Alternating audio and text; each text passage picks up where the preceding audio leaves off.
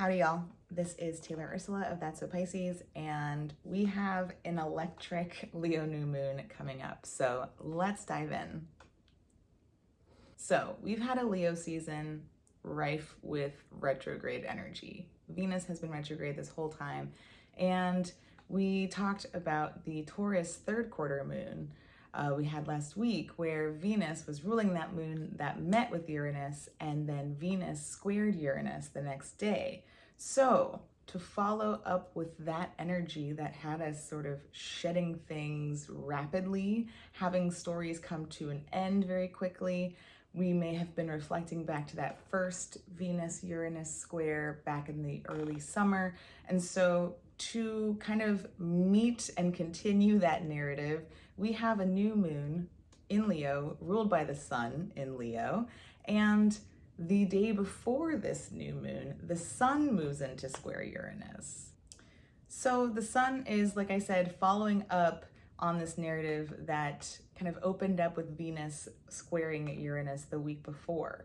So the sun ruling this new moon, meeting the new moon here in Leo just after this square, gives this new moon a vibe of vast expansion, rapid evolution. Uranus is a planet that is so far out and so far removed from our day-to-day world, our day-to-day lives, that when Uranus interacts with the inner planets, it tends to manifest as accidents, surprises, sudden revelations, things happening very quickly and seemingly out of nowhere. In these Venus-Uranus squares, Venus has been rapidly changing what she cares about, what she has energy for, who she has time and resources to connect with at this time. In retrograde and a sign as hot as Leo, it's been scarce. It's been putting down a lot, saying no to a lot more, ending relationships suddenly. We've seen it all over the place, right? So with the sun following through on this energy and then leading us into this new moon, there is a sense of personal integration of what these relational changes have been. The sun is who we are becoming day to day, right? It moves 1 degree a day, and everything else sort of tends to orbit around it. And so the sun meeting Uranus shows us how we are seeing ourselves begin to integrate these changes. Venus squaring Uranus may have brought up changes happening to us and around us. With the sun, we are the ones fully walking into whatever this rapid change is that's happening. In this sense, this new moon may feel like it's charged with whatever this new energy is bringing up for us. We are seeding intentions now around this integration of these changes that have been happening. We are stepping into ownership of what these changes have brought about for us. In likelihood, Uranus squaring the sun as it moves through Leo is trying to shake us out of something that's holding us in a pattern that isn't for us. Shaking us out of something that isn't meant for us, that we've been holding on to. Leo is a fixed sign, Uranus is a fixed sign. Fixed signs tend to stick with things, to kind of hold on and to preserve what it has in the moment. Uranus then, moving through a fixed sign, is already sort of electric enough, but when those fixed signs are impacted by electric energy, it can feel very deep and pervasive. We're ending something that we've been maintaining for a long time. So in that sense, this new moon may have us really owning again, like stepping into what these changes are. Maybe we are kind of grappling with it still, right? Spinning a little bit from everything that is occurring, but finding a way to move forward as ourselves, stepping into this new moon in a way that we maybe never have before. We know that Leo is about buzzwords like authenticity and sovereignty, things of this nature. And so what that really means is shaking off things we've been doing, roles we've been playing that maybe felt good to play. Maybe they got us attention at some time. Maybe they got some of our needs met. Maybe maybe we felt real embodying that. At this time, we're recognizing where old skins may no longer fit us, where old roles may no longer suit us. Maybe it doesn't feel good anymore to entertain the way that we have been, or to put on that show. Putting on a show is work, right? And so, what energy do we have to be putting on those shows? What shows are kind of wrapping up? Just making a little entertainment biz vibes, but so this is the energy we're bringing into this new moon. This square between the sun and Uranus happens mere hours before this new moon. So it's very much wrapped into this lunation. Taking place at this lunation on the day of this new moon, we have Mars trining Uranus. Okay, so everything that I just described with the sun sort of coming up against this energy, being surprised by this energy, confronting this energy, or being confronted by this energy, Mars is moving in to smooth things over and to just move into a place of ease. And that's really helping that integration that I mentioned before. Mars working with this Uranus energy is able to receive these surprises and get to work on them. In Virgo, taking these surprises back to the workshop and just getting to experimenting with them right away. Okay, something new is happening. Let's test it out. What are we doing? What does it look like? If I am stepping out of a role and I'm deciding to play a different role, to play a role that feels more closely aligned with who I am right now and who I'm becoming in this moment, then what does that look like? Let me take a moment and play around with some things. So we might be taking notes on what we think might be next for us, especially as this is a new moon and we are getting clear on some of the intentions that we want to be moving toward this lunation cycle moving forward. Mars trining Uranus may be able to just start practicing, just start getting some of the details down, start getting some of the information that we need about what we think is coming next and how we want to move toward that. Remembering that Mars right now is ruling the North Node in Aries, okay? And so this Uranian influence that is forcing us off of a path might be really important for Mars to be meeting with, because as we've discussed, Mars can't see the North Node from Virgo. They are in signs that do not see each other. And so Mars doesn't necessarily know what's going on that Mars is doing that is guiding us toward that North Node. Mars doesn't see how what we are up to currently is leading us to where we're trying to go. It really describes the feeling that we are all in right now. So if that's you, know that you're not alone. So this Uranus influence is kind of forcing the sun onto a new path, similar to what we talked about with Venus retrograde and ruling the South Node. Venus is the only one who can see a node right now. And so Venus is getting rid of the things that are just weighing her down while she's retrograde, are holding her back, are feeling too heavy. And so Uranus is kind of helping us with that process. Venus is ruling Uranus and also squaring Uranus. So there is a bigger conversation happening. We can't see where all the pieces are right now, but they are all talking to each other. So this current cloudedness, this feeling of where the hell are we right now?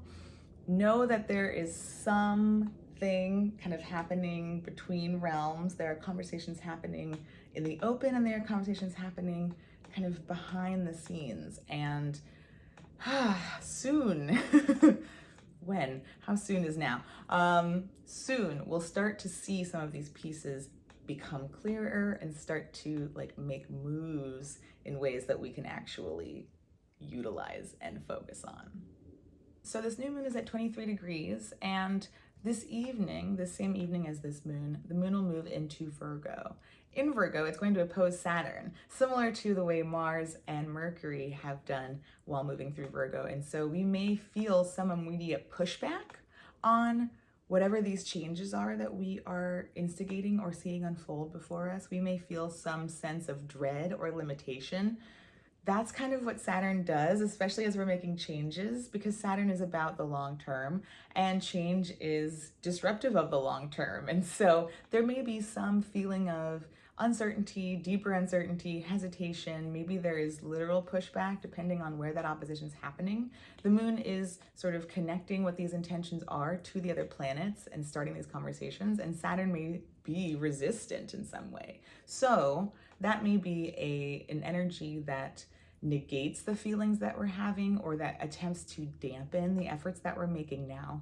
Once it makes its way past this opposition to Saturn, the moon will meet with Mercury, who is ruling the moon at this point. And then it will meet with Mars, and from there it will trine Jupiter and then also trine Uranus. So even though there is a temporary resistance, blockage, hesitation, whatever Saturn represents for you right now that feels like a no or a wall, know that the moon moves through that and connects with a host of other planets and earth signs who are actually like on the ground doing the work already. So it's a temporary feeling, hopefully, or it's a resistance that won't necessarily be something that actually stops you in the long term. It's just a reaction to maybe what we're putting into motion right now. So try to root into what's coming up for you, root into those intentions, root into the action steps that you're able to take now without worrying about what things look like down the line. Super casual, right? Don't worry about the long term. Super cool. Okay, let's go ahead and pull some cards and get a look at what this new moon cycle that is beyond any of us at this current moment in time is bringing up for us. See you in a moment. Okay, let's go ahead and get started. Give a little bit of a shuffle here. Get this thing going. Okay, so if this is your first time joining us for the moon pull, the prompts that we go through for the new moon pull are the following. 1, a cycle that begins for us now. 2, what has been cleared away to allow for this shift. 3, what this new cycle may look like as it unfolds, how we'll start to recognize signs of this incoming cycle. And 4, how we can ground our ideas and intentions now. Okay. And it'll be interesting to ground what Uranus kind of pushes into the sun leading up to this moon. And it's nice to see Mars helping us, kind of coming through with those Virgo tools and really helping us to ground and process. So this should be pretty nice in terms of the grounding that we can do now. Okay, so let's go ahead. Finish up this shuffle. Okay, let's see what we got going on. All right. Scoot you over. There we go. Okay, so a cycle that begins for us now. Oh, okay. I like wands when we're talking about fire Leo energy. Okay, cool. So the 3 of Wands is the onset of a journey. It's aligning with what we said at the beginning, which was that we've had some new moons where we've been rerouted. We've been having to kind of take in new information before we can move ahead. And so this might be the time where we are actually able to start moving down a path, right? The ace is the potential, the possibility, the 2 is the plan, and now we're ready to start actually walking. We're the little figure here making our way through the desert. Okay, so this certainly tells me that we are making moves this month, this new moon. We are starting a cycle of movement of following the path that we've laid out for ourselves. And maybe we've had to reroute that path, right?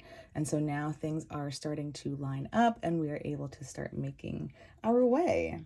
So what has been cleared away to allow room for this shift? Ooh, okay. So yes, we were talking in our last lunar cycle about not feeling like we are connected to our creative energy, feeling like we don't know that we can make things for ourselves, feeling like we're not sure if we're going to have all of this within us to create what is calling to us now.